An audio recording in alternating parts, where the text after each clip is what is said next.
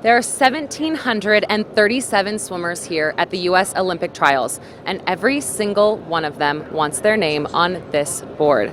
Good evening and welcome to Lane 9. I'm your host, Ariana Kukers, and you guessed it, we're at the USA Swimming House in Omaha, Nebraska. Just down the street at the CenturyLink Center is where our Olympic team is starting to take shape. As you can see right now, there are 6 people on this board, and we're going to add some more tonight. So what happened today? I was wandering around the pool deck all day. I bumped into some old friends. Dana Vollmer, someone who was my go-to roommate on a lot of national team trips. She's really relieved to have that 100 fly under her belt, and I'm so excited to see what she's going to do in Rio. So what's on our show tonight? Michael Phelps got his feet wet today. We have 5-time Olympian Dara Torres joining us, and a few of my Olympic swim friends are going to stop by. And you guessed it, the man, the myth, the legend, Jack Roach is in the house. But first up, I want to know everything that happened in the pool tonight. And so I'm talking to our race reporter, Kara Lynn Joyce, who was in the middle of all the action. You're watching Lane 9.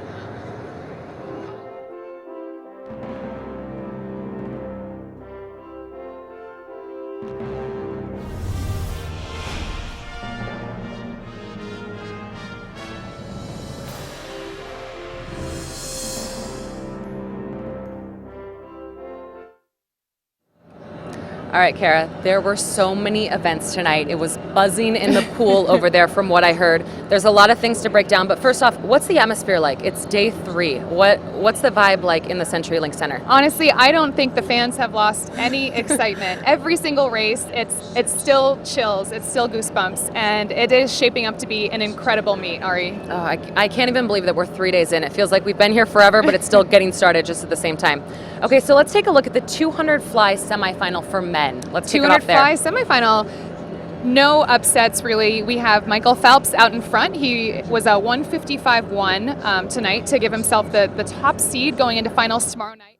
Michael is about a decade older than the other guys in this heat, and he is not letting that age show one bit.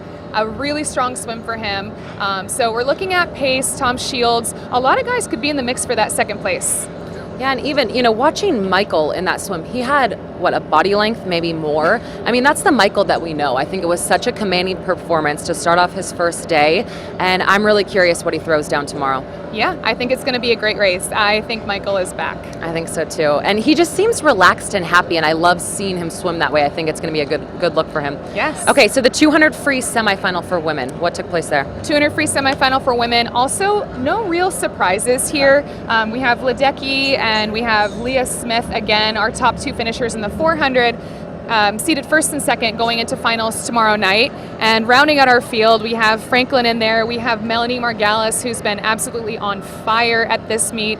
And it's also going to be a great race. An interesting one is Simone Manuel out in front. She took it out faster than Ledecky at the 100, flipped to 55 to her feet. And she's known to be more of a 50-100, so she's stretching it out for this 200, but she squeaked in there at 6th place. So like we talked about on the morning show, with this 200 freestyle, the top 4 finishers are guaranteed to qualify for the Olympic team because it's a relay event, and then in history, we usually take 6 finishers. I was talking to Bob Bowman and Jack Bowerly tonight, and I don't remember a time where the U.S. did not take the top 6 in the 100 and 200 freestyle. So, it's really going to be wide open. It's anyone's race, and it's going to be a dogfight. Yeah, and I think so too. And even just looking at that, and I know that the motto in the relay swims is if you have a lane, you have a chance. Yes. And tomorrow, I can't wait to see what they're going to throw down in terms of times.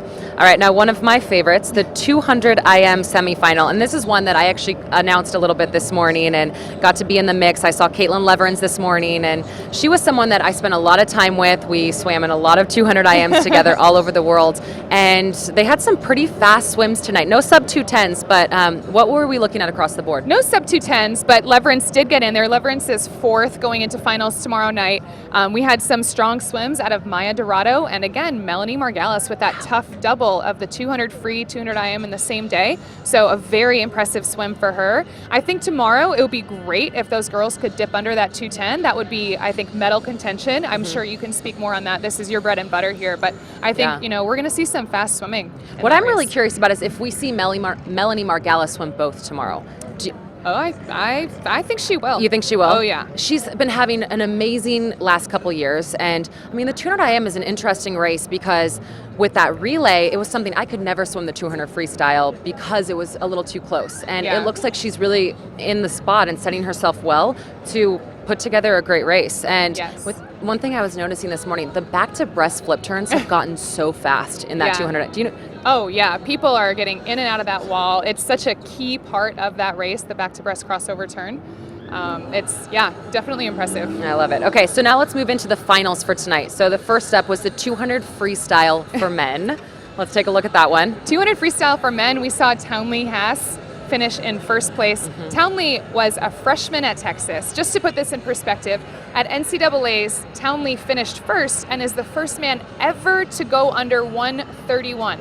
131. I can't even in a wrap 200 my mind free. around how fast so that is. he's our short course yards American record holder and now our first place finisher at Olympic trials. Wow. The thing about Townley, I don't think we really know how good he can be, and that's Yeah. kind of scary. You know, I think we're just scratching the surface with him. Yeah, and then Connor Dwyer stuck in there as second. And Connor so, Dwyer in second, and Ryan Lochte also punched his ticket, finishing in the top 4, so he's guaranteed. And then we have Gunnar and Clark finishing out 5th and 6th place. All right, so that's our 200 freestyle. Next up was the 100 breaststroke for women. Yes, what an incredible race. Yes. So 100 breaststroke for women, we saw another freshman. This is, I think we're seeing a trend here, but we saw another freshman, Lily King out of Indiana, dip under that 106 mark and finish first. And then we saw Katie Miley. Katie Miley finish in second and qualify for her first Olympic team. Really, really exciting. Some interesting things about Katie Miley. So 4 years ago at this meet, Katie Miley finished 48th place with a 111. And this is redemption. I think the theme of this whole meet is redemption. And now she comes back, finishes in second place at 25 years old, and secures her spot on the Olympic team. Oh my gosh, good for her. Okay, so next up we had a pair of backstrokes. The 100 backstroke for men was a fast heat. And we talked about him last night, Ryan Murphy. And as we were walking here tonight, I actually went right by his mom, and she was a little bit nervous. I'm hoping to see her tomorrow and give her a big hug and congratulate her. But Ryan Murphy took it away. Yes, Ryan Murphy for the win. Stayed very strong, very even keel the entire race, and he's shown a lot of consistency, advancing from prelims to semifinals and now taking it in finals. And you know, Ryan Murphy did final in this event 4 years ago. He finished 6th. Wow. While David Plummer, our second place finisher tonight, was 3rd last 4 years ago. So two guys that were in the final that did not make the Olympics last time. You know, like I said, it's redemption. And that 3rd place finish has a soft spot in my heart because all of ours. All of it. And David Plummer's been someone who's been on the scene for a long time, and I think we're all pulling for him and excited to see what they can do. In Rio. And you know, Matt Grievers finished 3rd. He's the London Olympic gold medalist in this event, and it's a bummer to see. You know, he's a fan favorite. Everybody loves Grievers, but he does have the 200 back. He does have the 100 free moving forward, so it's not the end for Matt. All right, so the last race of the night was the 100 backstroke for women. A little bit of a surprise, I have to say. I was surprised by those results. Yeah, you know, the race really was in the middle of the pool. We saw Missy and Natalie on those outside lanes, and Olivia Smoliga of Georgia finished first. Kathleen Baker of Cal and Swim Mac finished in second. A really strong swim from both of those ladies. And I did speak to Todd tonight, you know, and I did talk to Missy, and her backstroke just, she's not feeling a lot of speed in the 100 backstroke. That doesn't say that, you know, her 200 backstroke isn't going to be strong moving forward. I think she's still the best 200 backstroker in the world. So again, Missy's not done here. She's going to be in the finals of the 200 free tomorrow night and will most likely punch her ticket there. Well, I cannot wait to see how that takes shape. So let's take a look again at our board right here behind us. And we have some more races here. We have Olivia, we have Lily added to the list, we have Townley and Ryan Murphy. So we're going to continue to see this take shape, and tomorrow might be the first time that we see athletes punch their second ticket to Rio. We have Maya Dorado and Katie Ledecky, who might get a second place spot. So we may be able to add some second place finishers as this is starting to develop. So as we're taking a look at this board, we're taking a look at athletes that are placing first and second. We have a special guest who just joined Carolyn Joyce at the desk. I'm going to toss it over to Kara to introduce him. Back to you, Kara. Thanks, Ari. Here I am with Jack Bowerly, head coach of the University of Georgia and Athens Bulldogs Swim Club. Also, my personal coach. Jack sent me to 2 Olympic Games, a dear friend. Jack, you guys are having an amazing meet leading off. I mean, I don't know if a lot of people predicted Jay to touch in second place and run down Ryan Lochte in that 400 IM. Okay, that was one of the neatest races. And anyhow, I think things come full cycle when I'm sitting here with you, right? it's pretty neat.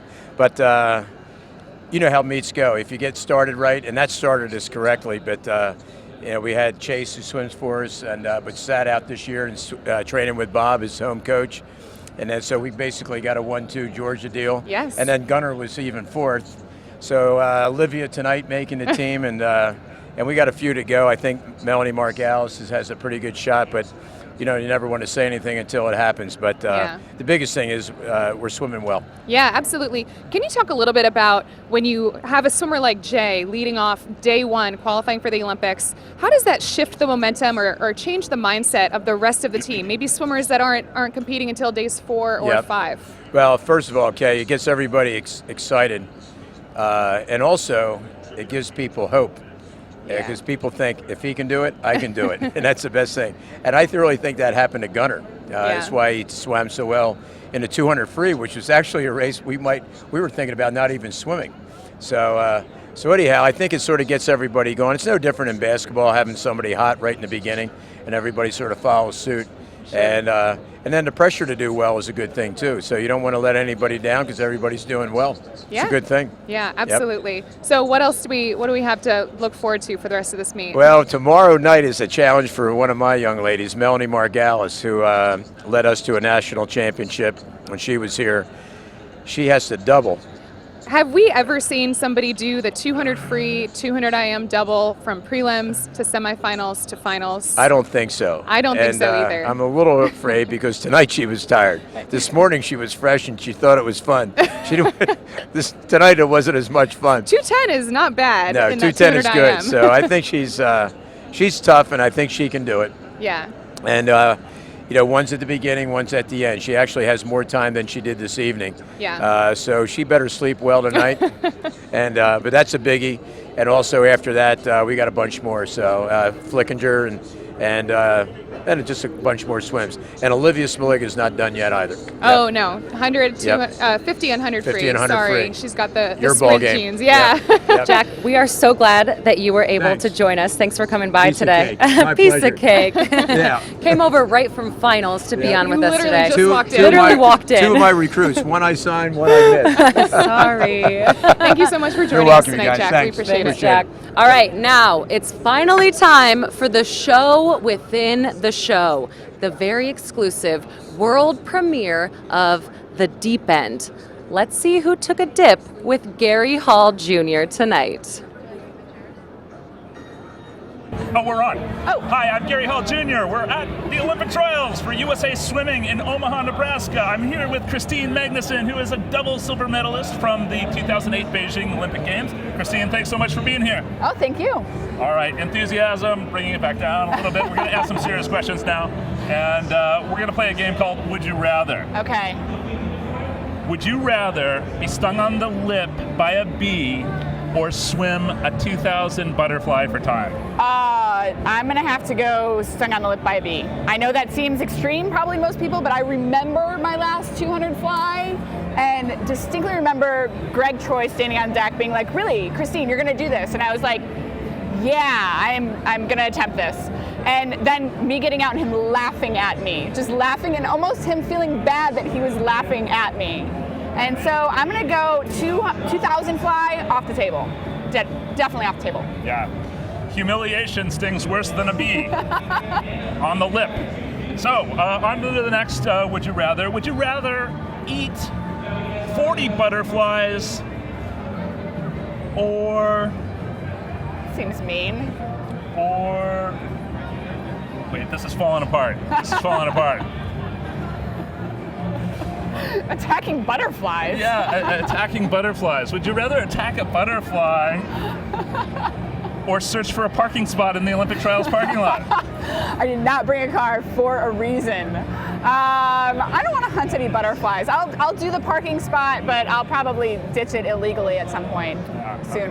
Yeah. Okay, I'm turning the tables because I'm Okay. lazy, and I'd like for you to do some of the work here in the interview process. Okay. Why don't you come up with a would you rather? Okay.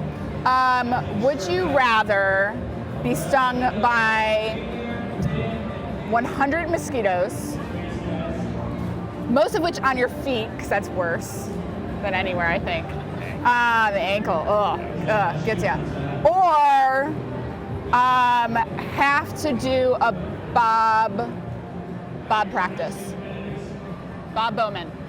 Oh, Bob Bowman. I thought you meant Bob, like Bob up and No. down, like in the, No. deep end. I know you're really good at bobbing practices. Yeah, I like those. Yeah, I know you like those. No. Okay, that's Bob a Bowman. good. That's a good one. Yeah.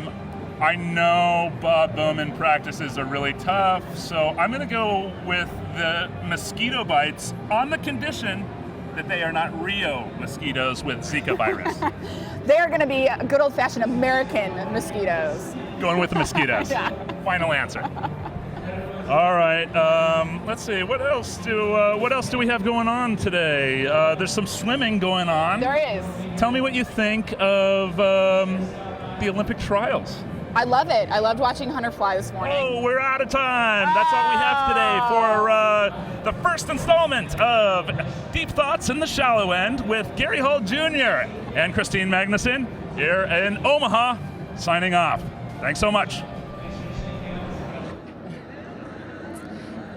It is a beautiful night here in Omaha, and joining me now is I have five-time Olympian Dara Torres and her daughter Tessa. Thank you for joining me. Thanks. It's so good to see you. It's been a while. We were on the 2009 team Yes. together. Worlds. Yeah, Worlds, which Rome, I just got back from Rome about 3 weeks ago. Oh, nice. Brought back so many I'm memories. sure. What's it like for you? I know that you just got here today. What's it like for you to be back at Olympic trials? Well, it's a wonderful feeling. It brings back lots of memories. Yeah. The one thing I did realize is that it's okay that I'm not swimming. Yeah. I thought I'd get here and be like, okay, should I be swimming? But I was like, no, I don't even have a tinge of wanting to swim. Really? So, you yeah. don't want to jump in a suit and jump in the warm-up pool I or don't think anything? people would want to see me in a suit right now, probably. Doubt that. So no itch to get in the water. What about you, No. Tessa? Do you have an itch to get in the water? No. No? What's your favorite stroke? You're a swimmer now, right? Breaststroke, yes, I am. Breaststroke? Where did you learn to love the breaststroke from? Not from mom. Right? Yeah, not No. from mama. I just liked watching and it looks like a really cool stroke. It is a really cool stroke. She's good at that stroke. Breaststroke was the one, I think breaststroke calls you early on when you're younger, Yeah. and it's kind of one of those things that you just get better with. Yeah. So we just came out of a piece with Gary Hall Jr., and I know that you probably spent some time with some A little teams. bit, yes. Yeah, do you have any favorite memories of Gary? I have to tell you, I think my favorite thing was when he walked out at Olympic trials in the boxing outfit. best. That was just so Gary Hall Jr. Yeah. It did, everyone was like, whoa, and I'm like, that's him. Yeah. It was a perfect entrance for him. And I actually asked him yesterday because he used to do the boxing moves as well. Right. And he said he started doing that in high school, long before everything wow. happened. But so I think you'd appreciate this. Yesterday we were having him walk around and he was carrying a little kiddie pool over his shoulder, and nobody acted like it was odd at all. They were like, "Oh, hey, Gary." Yeah, exactly. Like, That's so funny. okay. It doesn't surprise me. Not at all. Okay, so Phelps has a chance this Olympics to become a 5-time Olympian. It's a club that you're a part of. Yes. What does that mean in terms of expectation or pressure? Did you felt like it was easier at that point, or what can he expect? I think the biggest thing for me was going into my 5th Olympic Games was people were making such a big deal about age. Mm-hmm. They don't realize you actually have an advantage over everyone because you've been there, you've done it. Yeah. Doesn't mean that you're any less nervous Yeah. than you were from your first Olympic Games, but you know how to deal with the pressure, and I think he definitely has an advantage with that. Yeah, I think so too. I'm really excited to see how his swims continue to shape up. He had a dominating 200 butterfly Oh, it was great, tonight. yeah. Yeah, it was It's fun to watch. Yeah, totally Michael Phelps fashion. Right. Didn't seem too pleased though, but we'll I wait know. till finals. He did. I'm curious what he's going to throw down tomorrow. Oh, I know. I think it didn't look like he was using his legs much either, so it should be interesting to see what happens tomorrow night. Yeah, I'm excited to watch that one. So let's switch gears to Katie Ledecky. Now, Okay. Katie is somebody who started out as really a distance swimmer and was swimming the 800, the 1500, moved down to the 400, and now is competitive in the 200 and the 100, which to me is unprecedented. I mean, it's such a vast expansion of events. What is that like when you're looking at that? Can you imagine swimming the 50 and the 1500? No, the 50, yes. 1500, no, You're never. like, I got that. Yeah, it's amazing. There aren't many swimmers like that. You have a Phelps who can swim everything, Yeah. Ryan Lochte, but there really aren't a lot of swimmers that are so versatile. And especially, like you said, the distances. You see the 50 and 100 freestyle, and she can swim the 1500. I mean, it's just amazing. I've never seen anyone do that before. And the amount of training for each of those varies so much, in my opinion. Training for a 200 is entirely different than training from an 800 to a 1500. So for her to be able to do that consistently, I can't wait to see the impact that she has. Oh, it's going to be great. I'm actually looking forward to seeing her in the 100. Are you? Yeah, it's going to be fun to watch. I know, I can't wait. I'm curious what she's going to go out in at the 50 and if it's just completely Oh my dominating her, gosh. we'll see. I'm glad I'm not swimming since she'd probably swim at 50 too. I know, right? Okay, so I know that Tessa, you're swimming now. What is your mom like on the pool deck? She always wants me to hurry up and get dressed really quickly because she always wants to get home. I think that's a common mom trait. They're always like, hurry up, let's get out of here. But you know what? When she was 6, like in Massachusetts, when in Florida you're allowed on the deck, parents walk around, but Yeah. in Massachusetts you're not allowed to. And I was like, but she's 6, I have to go change her. And she's like, Mom, I got this. And I'm like, okay, so Totally independent. she's pretty mature for her age. Yeah. What's it like for you to be back on the pool deck? I doubt you're like this, but do you have a stopwatch in your hand, or are you just sitting back and enjoying No, the show? I just kick back, enjoy the show. I wait till she's up and I cheer her on, and she hates it when I yell. Like I take videos of her. And Is she loud? I'm screaming, "Go Tessa!" and she gets so upset. Very She's like, loud. "Mom, Very be loud. quiet." Yeah. So She's the only person screaming. She's the only person. Well, that's awesome. My mom, I feel Right? like, was the same way, and that I appreciate that approach because my mom was the same way. She actually was world famous for her Cookers cooler. She used to pack so many snacks, and Nice. everyone would just feast off of all of it. And she left me with some great advice that I continue with today. She would always say, you know what, swimming is really important, but you're not a swimmer. You're a person who swims. And Right. for That's me, good it advice. was good because when things didn't go well in the pool, it wasn't my entire identity. And I'm Right. grateful for that. So I'm so excited to see you continue to compete, have fun in the breaststroke. Thank you. And thanks for coming on and joining thank us you. today. I appreciate it. Yeah, Yeah. great to see you. Yeah. So we spent some time talking about moms, and we asked the national team about their mom. So here is what they had to say.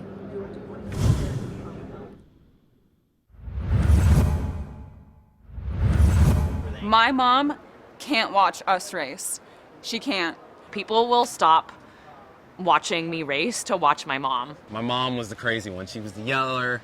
She does the exact race with me every time, and her legs are moving. There's still a picture floating around out there with both of them with face paint on and wigs. She was the parent I could hear on deck, like in the pool. When you're swimming breaststroke and your head pops out of the water and you can hear it, like I could hear my mom. And she swims it with me, she does the strokes and During the 2012 trials, when I was swimming for my chance to become an Olympian, Every time we'd dive in, she'd get up, walk around the stadium. my entire family was standing there just shaking their legs, and they're just like, go Micah, go Micah, go. They didn't do anything else. They just stood there shaking.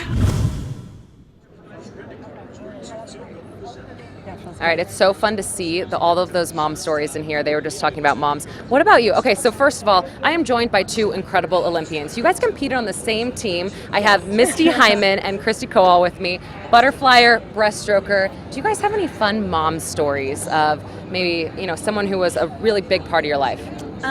Well, my mom's story is they showed my mom jumping up and down after I made the Olympic team on the Jumbotron. Yeah. And all of a sudden you see my mom jumping up and down, and she must have jumped on the stands and then missed the stand.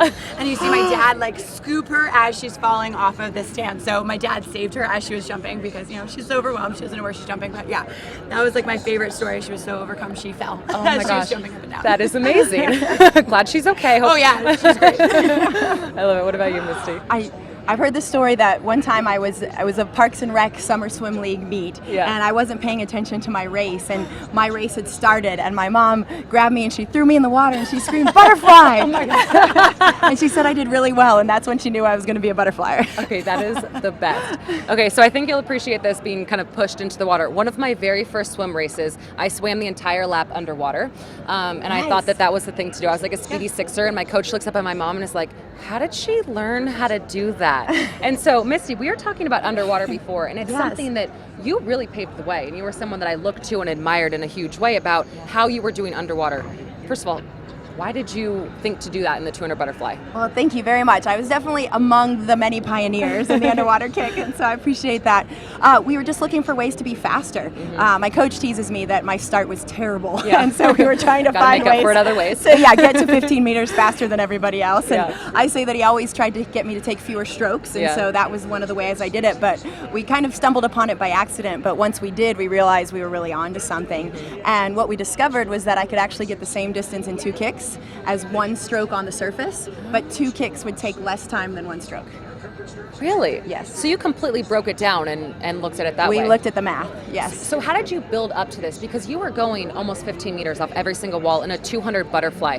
How did you start? Did you just jump in one day and say, hey, I'm going to kick 15 meters, it's going to be a piece of cake? No way. No, I actually started when I was just 14 years old. And you were 14? Yeah, so back in, 1994? Okay.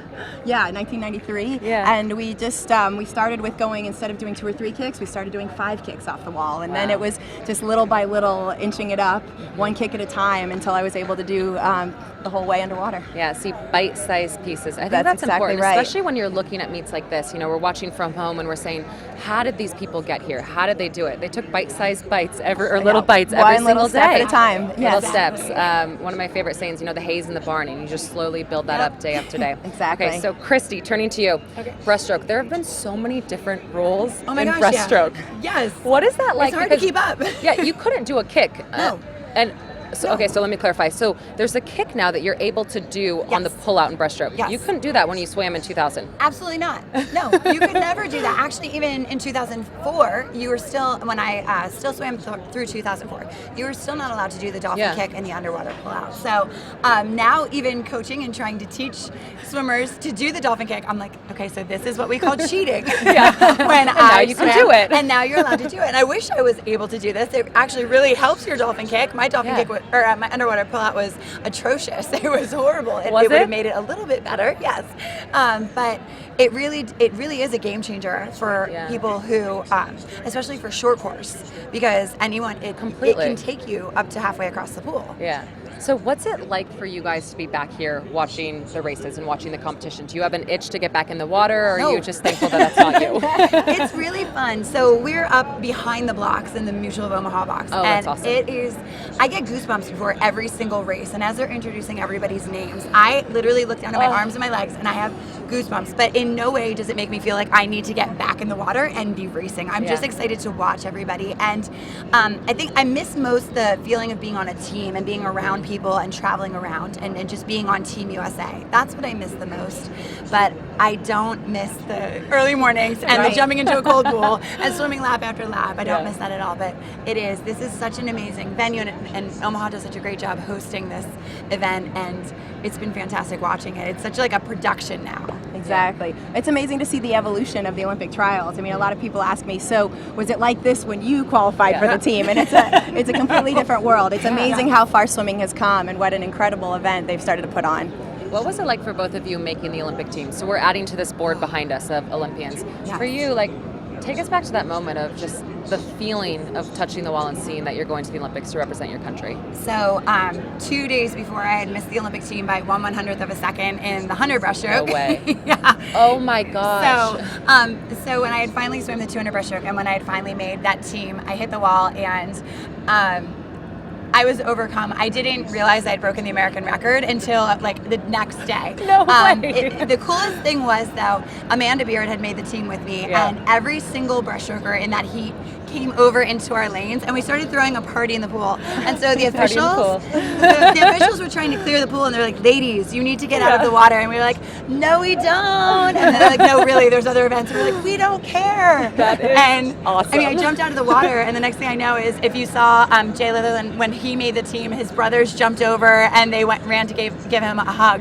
My brother had done the exact same thing in Indianapolis, and security chased him down, just like his brothers down. So, that moment is just, Misty can relate to it too. We are like team third place over here. Yes. So when you finally make the team, it just makes it that much sweeter. We all three are team third place. Yes. Third place in 2008. We know what that's part like. of the experience. Yeah. So what was it like for you to come back in 2000 to make it? It was a dream come true. I mean, I never forget when I realized I was finally going to represent our great country in the Olympics. And I think that's what a lot of us dream about since we're little, and we want it so bad that we can taste it. And yeah, it's hard to describe what it actually feels like to do it. That's really cool. Well, thank you guys so much, both of you, for joining me. You're such a big inspiration to myself as I was progressing through my career. I've looked at both of you as starting out as a breaststroker and then adopting the underwater butterfly. So thank you guys for coming on and joining me tonight. I'm excited to see you for the rest of the week. Oh, you're welcome. Thanks for having us. You're doing a great job. Thanks. So inspiration can be a driving force in any swimmer's journey. Breaststroker Katie Miley, who placed second tonight, told us where hers comes from.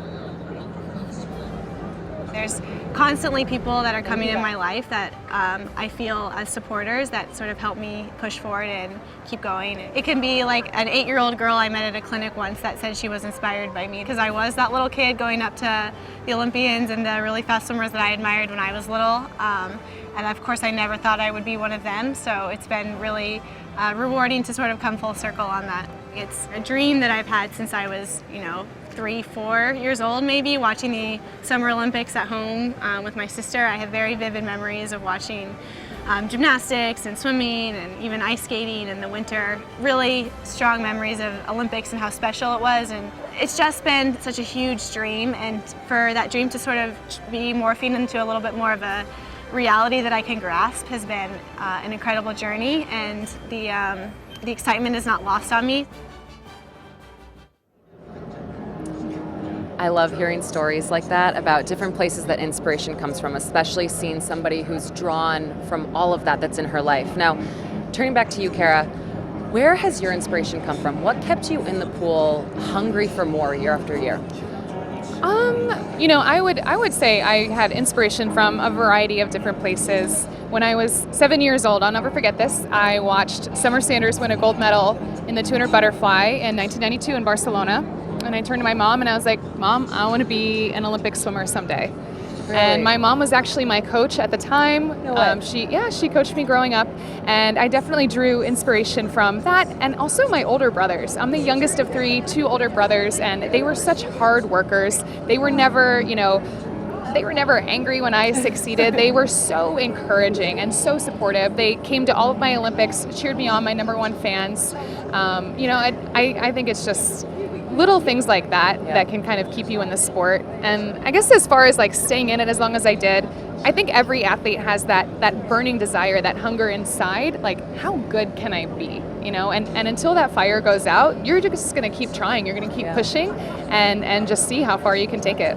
I love what you just said about seeing how good can I be. Yeah. And I was fortunate to swim with you for a long time, and I saw that come out in you. And I know when we both made the Olympic team 4 years ago was one of the most special things to see the work that you had put in and gotten to know you even more. And with what you're saying about your family and your brother, it was actually 4 years ago today that I made the Olympic team. I qualified for the Olympic team. Happy anniversary. Oh, thank you. But my sisters were sending me messages this morning just, from Instagram and YouTube feeds that that popped up and said it's been 4 years and 4 years since you were chasing this crazy dream, and we give so much of ourselves to a sport that we never know what we're going to get out of it. Yeah, because absolutely. Outcomes are we can't predict them. We can't predict who's going to be on that day. All we can control is ourselves. I'm sure you feel the same way, but when you qualified for the Olympics 4 years ago today, my Olympic anniversary, I guess, is Sunday when I qualified.